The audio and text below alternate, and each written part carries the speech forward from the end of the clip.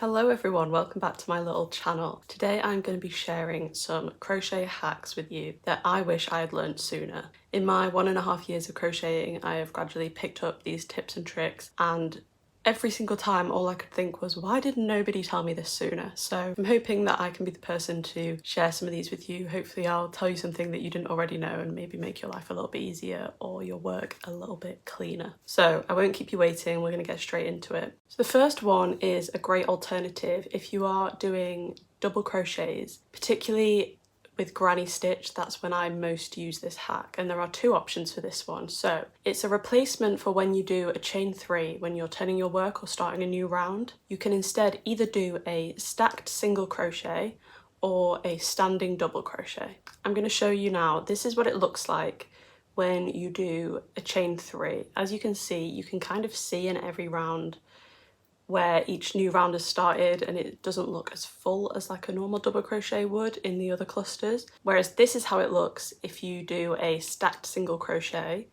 and this is how it looks if you do a standing double crochet.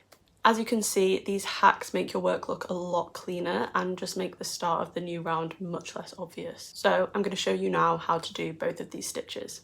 So to do the stacked single crochet, I've just finished the first round of my granny square. I'm going to chain 1 and turn my work.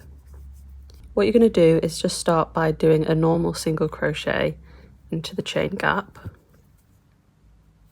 like that. Now, if you look at your single crochet, you will see there's like these 2 loops here. You're going to go into this one here. So just take your hook, go into that loop there, like that, and then it should look like this once you've put it in. Then pull up a loop and pull through 2 to create another single crochet on top of that one, and that is your stacked single crochet. So I've now finished the second round. So because I've got this stacked single crochet instead of a chain 3, it's also going to be a much cleaner slip stitch because I can slip stitch into the top of that second single crochet that we did rather than just into a chain. So I'll show you again. Chain 1 and turn my work. Do a single crochet as normal, and then you're going into this like left hand kind of bar there. So just put your hook into there like that, pull up your loop, pull through 2, then continue as normal. So next I will show you how to do a standing double crochet, which is my favourite. I prefer it to this just because I think it looks the most like a normal double crochet, but I think the stacked single crochet is a little bit easier to get the hang of. So to do your standing double crochet, again, I always turn my work when I'm doing granny squares. Now I think I do my standing double crochet slightly different to a lot of people. This is the way that works best for me. I think it looks the most like a normal double crochet, but I'm just going to show you how I do it. So what you want to do is pull up the loop that's on your hook to about the height of a double crochet, maybe slightly taller. You want to hold on to that loop that's on your hook with your index finger and don't let go pretty much the entire time you're doing this, okay? So hold on to it, and then you're going to twist your hook underneath that yarn. So now you effectively have 2 loops on your hook, okay? 1, 2. You're still holding on to that, okay? Now at this point, what I do is I go into the chain space and pull up a loop. So now there is 3 loops on my hook, like when you're doing a normal double crochet. Now you can just yarn over, pull through those first 2, yarn over, pull through those 2, and that is your standing double crochet. So I will complete this round and then show you again because, like I said, I think this one is a little bit trickier to get the hang of. Okay, so when you come back round to the standing double crochet, you can just slip stitch into the top of it like normal. My yarn is splitting a little bit, but do that slip stitch and then turn my work ready to do another standing double crochet. I will say you can already see how much more this just looks like any other double crochet than a chain 3 or even the stacked single crochet does. I think it just looks so much cleaner. So turn your work, pull your loop up, And again, you're holding on to this yarn on the hook. That's like the most important part, really. And twisting underneath like that. I will just show you that motion again. So twisting underneath. Then I go into the chain gap, pull up a loop, still keeping my finger on that third loop there. Okay, yarn over, pull through 2, just like a normal double crochet, yarn over, and at this point you can let go of that, pull through 2, and there we go.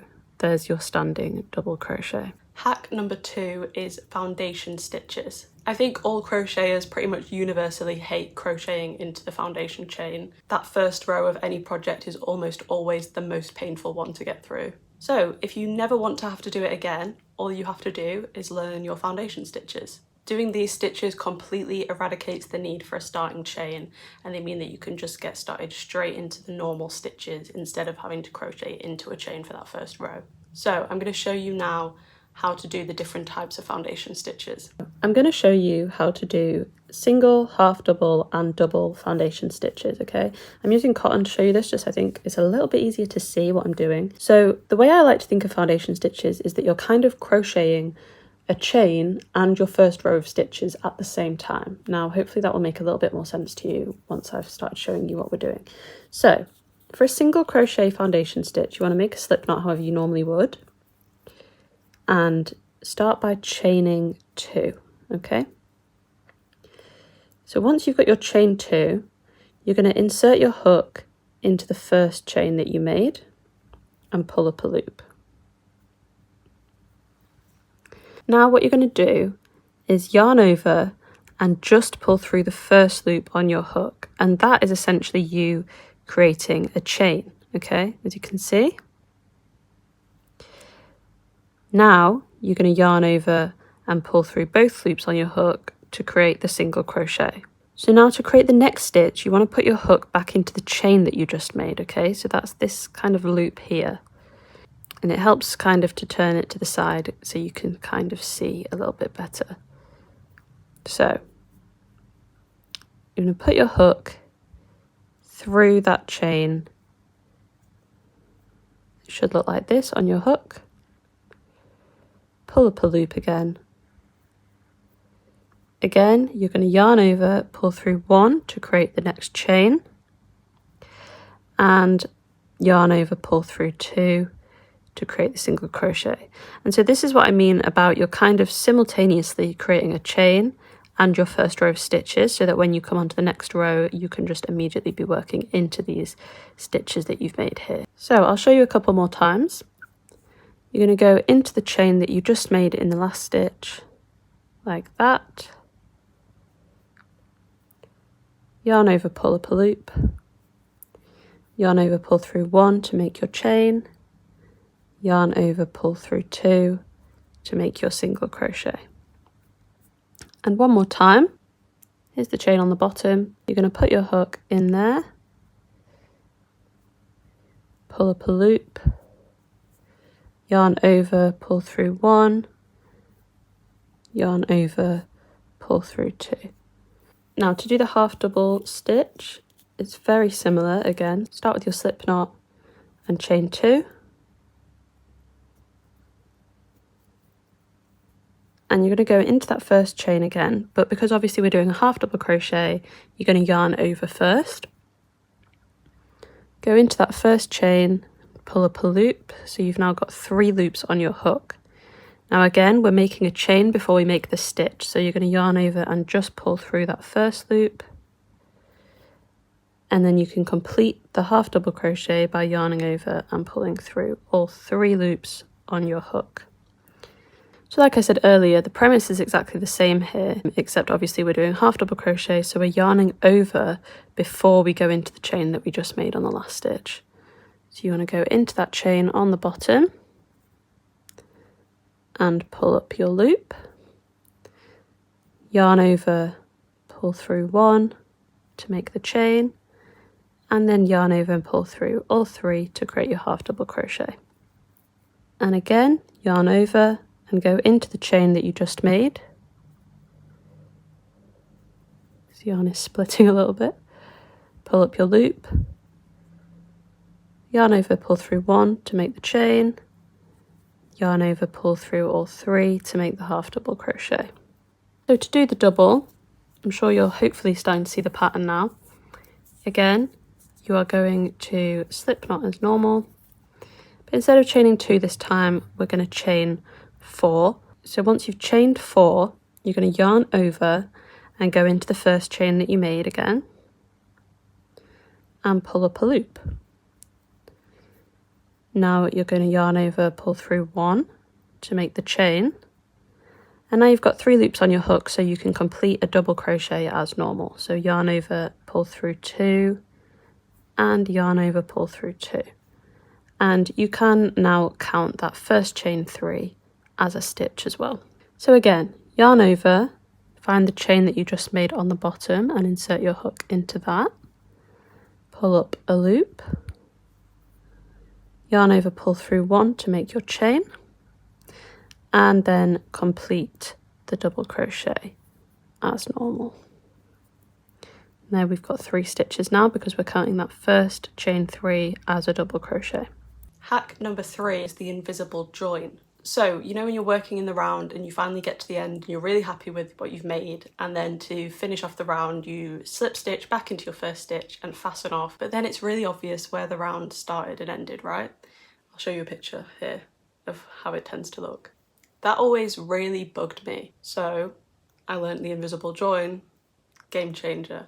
Let me show you how to do it. So to do the invisible join, when you come to the end of your round, normally you would just slip stitch and fasten off, but then you obviously end up with that kind of really obvious join. So what you're going to do instead is cut off your working yarn and then just pull it through so that it's kind of poking out the top of that last stitch that you did. You want to take a needle and thread that yarn through it.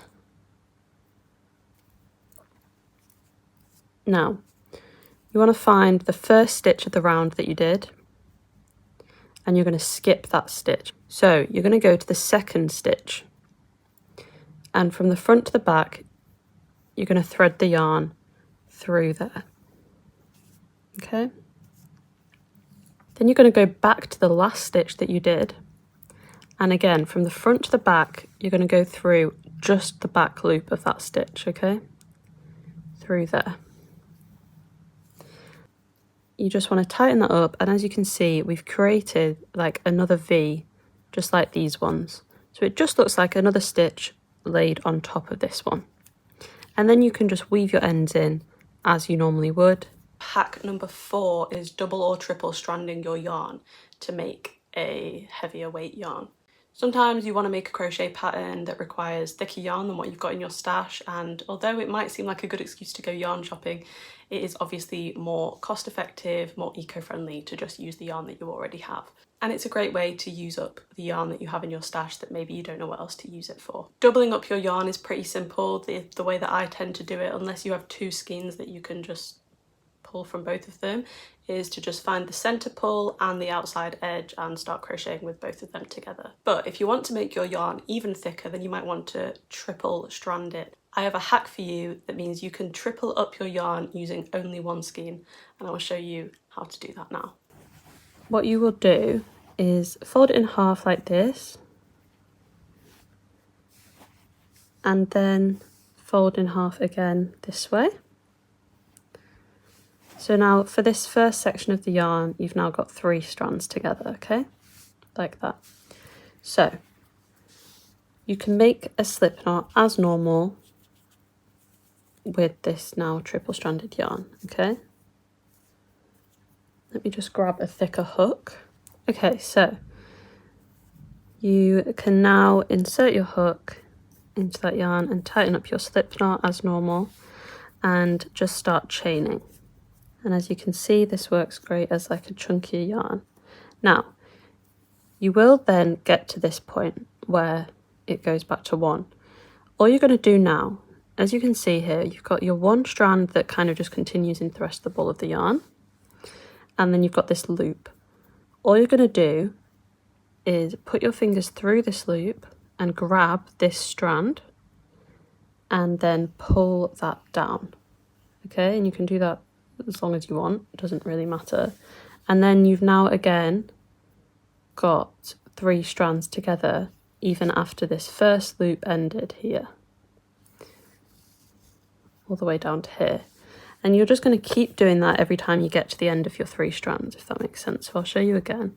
So as I'm coming again to the end of where my triple strands are, again, you can just grab that loop, grab the single strand through it and pull to make more length of triple stranded yarn. And you literally just keep doing that as long as you need to. And then you've essentially created chunky yarn from DK yarn. That is all of the hacks that I have for you today. I hope that I've maybe been able to teach you something that you didn't already know. These are definitely things that I wish I'd learned sooner, so hopefully if you're a beginner, these can help you out, speed you up on your crochet journey. Let me know in the comments if you have any other hacks that have really helped you out with your crochet. Thank you so much for watching. If you have watched this far into the video, please make sure you're subscribed, turn the notifications on, like the video, share the video, all of that stuff. Thank you so much. Bye!